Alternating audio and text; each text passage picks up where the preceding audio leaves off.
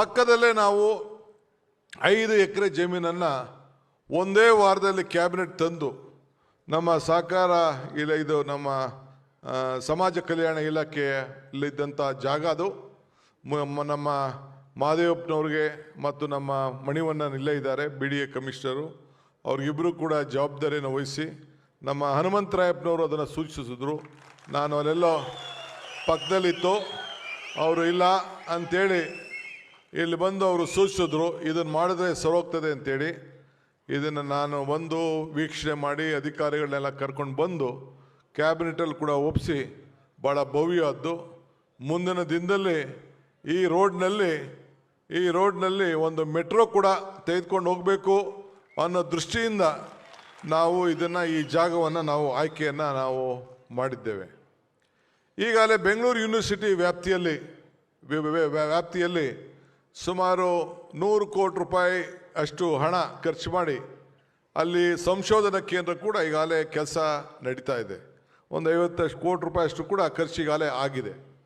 ಇದಲ್ಲದೆ ಈ ವರ್ಷ ನಾನು ಬೆಂಗಳೂರು ಕಾರ್ಪೊರೇಷನ್ ವತಿಯಿಂದ ಈ ಪಕ್ಕದಲ್ಲಿರೋಂಥ ಇಲ್ಲಿ ಯಾವ ರೀತಿ ಭವ್ಯವಾದಂಥ ಕಟ್ಟಡವನ್ನು ನೋಡ್ತಾ ಇದ್ದೀರಿ, ಹಂಗೆ ಅದೇ ರೀತಿ ಒಂದು ಐತಿಹಾಸಿಕವಾದಂಥ ಕಟ್ಟಡವನ್ನು ಮಾಡಲಿಕ್ಕೆ ಬೆಂಗಳೂರು ನಗರದ ಕಾರ್ಪೊರೇಷನ್ ವತಿಯಿಂದ 100 ಕೋಟಿ ರೂಪಾಯಿಯನ್ನು ಮೀಸಲಾಗಿ ಇಟ್ಟಿದ್ದೇನೆ ಅಂತ ಹೇಳಲಿಕ್ಕೆ ನನಗೆ ಭಾಳ ಸಂತೋಷ ಆಗ್ತದೆ. 3-4 ಜನ ನಮ್ಮ ಆರ್ಕಿಟೆಕ್ಟ್ಗಳಿಗೆ ಇದನ್ನು ತಿಳಿಸಿದ್ದೇವೆ.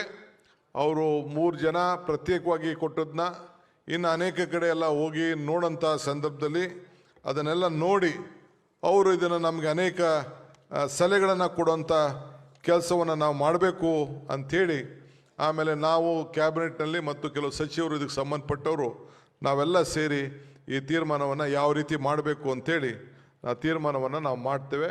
ಮಧ್ಯದಲ್ಲಿ ಶ್ರೀಗಳಿಗೂ ಕೂಡ ಏನು ಯಾವ ರೀತಿ ಕಟ್ಟಡ ಬರ್ತದೆ ಅಂಥೇಳಿ ಅವರ ಗಮನಕ್ಕೂ ಕೂಡ ತರ್ತೇನೆ ಅನ್ನೋ ಮಾತನ್ನು ಕೂಡ ಈ ಸಂದರ್ಭದಲ್ಲಿ ಹೇಳಲಿಕ್ಕೆ ಬಯಸ್ತಾ ಇದ್ದೇನೆ.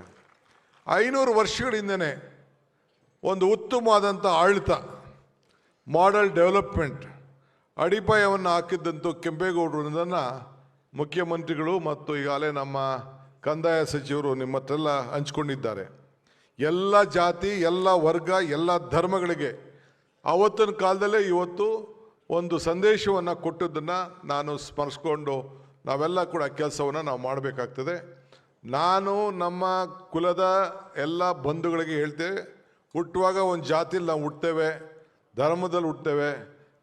ನಾವು ರಾಜಕಾರಣ ಕೂಡ ರಾಜಕಾರಣದಲ್ಲಿ ಧರ್ಮ ಇರಬೇಕು, ಧರ್ಮದಲ್ಲಿ ರಾಜಕಾರಣ ಇರಬಾರ್ದು ಅನ್ನೋದನ್ನು ಮಾತನ್ನು ನಾನು ಯಾವಾಗಲೂ ಹೇಳ್ತಾ ಇರ್ತೇನೆ. ಹಂಗೆ ಇವತ್ತು ಕೆಂಪೇಗೌಡರು ಎಲ್ಲ ಸಮಾಜಕ್ಕೆ ಸೇರಿದವರು ಅನ್ನೋದನ್ನು ಪ್ರತಿಯೊಬ್ಬರು ಕೂಡ ನಾವೆಲ್ಲ ಮನದಲ್ಲಿ ಇಟ್ಕೊಳ್ಬೇಕು.